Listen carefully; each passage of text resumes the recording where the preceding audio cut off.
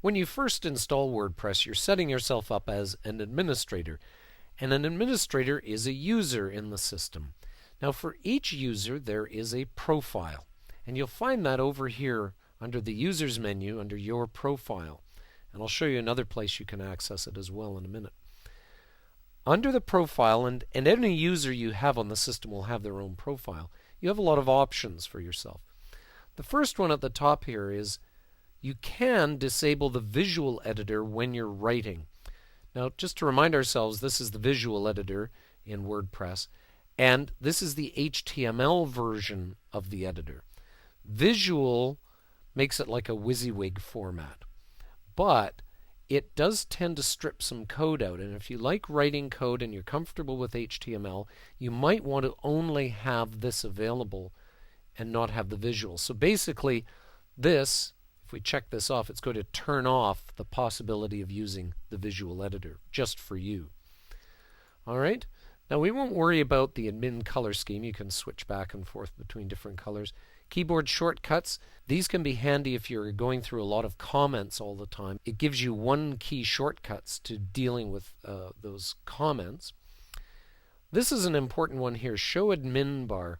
By default, this is checked when viewing site. So if I'm viewing the website while I'm logged in, I get this admin bar up top here. This, by the way, is another place to go and access your profile.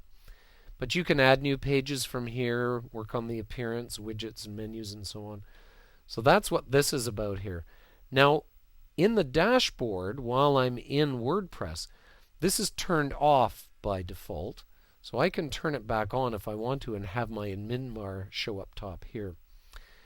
Now we get into naming. Now you had to create a username to get the user going. Then, once you're in it, you can add your first name and last name.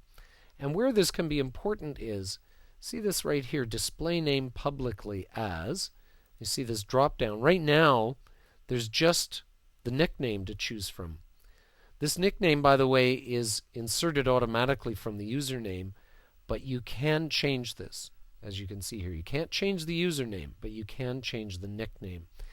But if I enter my name in here, and I enter my last name in here, watch what happens with this list. This drop-down list changes now.